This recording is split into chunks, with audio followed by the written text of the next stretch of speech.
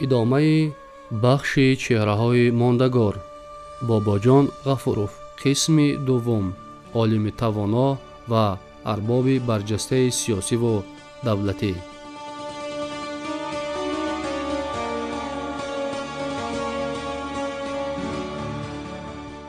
академик бобоҷон ғафуров дар китоби тоҷикон таърихи қадим ва асримиёнагии халқи тоҷик, дар айни замон таърихи илму адабиёт, санъати меъморӣ ва афкори динии халқи тоҷикро дар маҷрои ягонаи таърихи умумибашарӣ ва аз назари илми академӣ таҳқиқ намуд.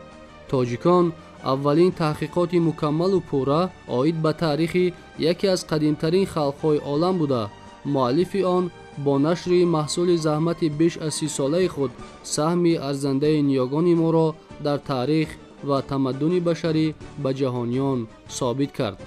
ин асар шӯълае буд ки ба саҳифаҳои торику фаромӯшгаштаи таърихи миллати тоҷик равшанӣ андохта, падидаҳои худшиносӣ, ифтихори миллӣ ва ҳофизаи таърихии мардумро бедор намуд ва ба фарзандони бедордилу фидоӣ рӯҳи тоза бахшид.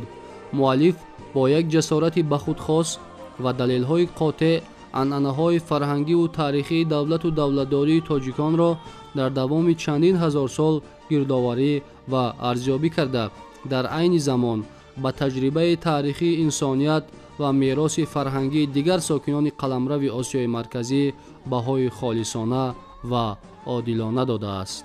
вобаста ба ин мехоҳам хотирнишон созам ки усули таърихнигории бобоҷон ғафуров аз роҳи пешгирифтаи онҳое ки дар замони собиқ шӯравӣ илми таърихнигориро пойбанди ғояҳо ва маҳдудияту таассуби он давра гардонида, раванди ба халқи ягона табдил додани халқу миллатҳои гуногунро мунтазам тарғибу талқин мекарданд, тафовути ҷиддӣ дорад. академик бобоҷон ғафуров таърихи тоҷикон ва дигар халқҳои Осиёи Марказиро дар қаринаи таърихи умуми аврупоӣ ва умумибашарӣ таҳқиқ карда, худро чун муаррихи авруосиёии замони нав муаррифӣ намуд. ба қавли яке аз ҳамсафони содиқи бобоҷон ғафуров, академик Борис Литвинский, китоби тоҷикон дар миёни баҳри азими консепсия ва назариёти гуногун ҳамчун ҷазираи зебои илм ва таърихнигории ҳақиқӣ арзи ҳастӣ намуд. бинобар ин метавон ӯро бешубҳа сипоҳсолори арсаи илм номид. бобоҷон ғафуров ҳамчун муҳаққиқи барҷаста ва ташаббускори рушди илм дар пешрафти ховаршиносии ҷаҳонӣ низ нақши арзанда гузоштааст. баъди сарвари институти шарқшиносии академияи илмҳои собиқ иттиҳоди шӯравӣ таъин шуданаш соли 1956, ӯ доираи омӯзиши таъриху фарҳанги халқҳои машриқзаминро хеле васеъ гардонид. дар он солҳо бузургтарин конгрессу симпозиумҳои байналмилалӣ доир ба масоили тамаддуни мардуми шарқ маҳз бо ташаббус ва роҳбарии бевоситаи академик ғафуров баргузор мегаштанд. яке аз чунин ҳамоишҳои олимони сатҳи ҷаҳонӣ бахшида ба омӯзиши таърих, бостоншиносӣ ва фарҳанги Осиёи Марказӣ дар аҳди кушониён соли 1968 дар пойтахти ватани мо шаҳри Душанбе доир гардид ки дар ҳаёти илмиву фарҳангии мардуми тоҷик як рӯйдоди бузург ба ҳисоб меравад.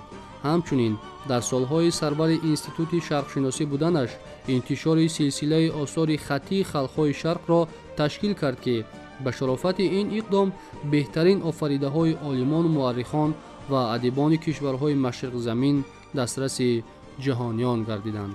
бобоҷон ғафуров ҳамчун шахси покзамир ва олими дурандеш аз таърихи гузаштаи халқҳо пеш аз ҳама лаҳзаҳоеро меҷуст ки ба созандагӣ, дӯстӣ ва қаробати миллатҳову тамаддунҳо мусоидат карда тавонанд. таҳқиқоти ӯ доир ба омилҳои болоравӣ ва заволи давлати Сомониён, саҳми Абулқосим Фирдавсӣ, Абурайҳони Берунӣ, Амир Хусрави Деҳлавӣ, Муҳаммад Иқбол ва амсоли инҳо дар тамаддуни башарият мисолҳои равшане мебошанд ки ба густариши равобити илмиву фарҳангии Тоҷикистон бо кишварҳои минтақаву ҷаҳон ва дар айни замон таҳкими худшиносии миллии тоҷикон мусоидат намуданд. хизмати академик ғафуров дар роҳи ба ҳам наздику ошно намудани тамаддуни халқҳои шарқу ғарб بسیار نظررس می باشد. تحقیقات پرارزش عالم با نام اسکندر مقدونی و شرق که در همکاری با مورخ یونانی سیبوکیدیس انجام داده است و با موضوع همبستگی تمدن شرق و غرب بخشیده شده است دلیل روشن این سخن هاست. او در دایره یونسکو نیز همچون رئیس کمیته شرق و غرب فعالانه عمل کرده مسئله آموزش همه‌جانبه علمی تمدن آسیای مرکزی را پیشنهاد کرد و به حیث پرزیدنت اسوسیاسیون بین المللی عاید به آموزش این تمدن در تطبیق آن سهم بزرگی شخصی گذاشت. اگر راهی پرشرف طی کرده این عالم و سیاستمدار برجسته را مختصر جنبش نماییم، می توان گفت که او در حقیقت خادم دولتی در سطح اکادمی با معرفت و اکادمیکی دارای تفکر دولتی بود. گذشته از این تمام زندگی او نمونه خدمت صادقانه و فداکارانه با منفعت علم و خلق و وطن خویش است. بخش چهره‌های ماندگار در باب باباجان غفوروف در قسم دوم عالم توانا و ارباب برجسته سیاسی و دولتی ادامه دارد. شما را در نشرهای دیگر به ادامه روزگار، آثار و کارنامه باباجان غفوروف تحت عنوان عالم توانا و ارباب برجسته سیاسی و دولتی شناس خواهیم کرد.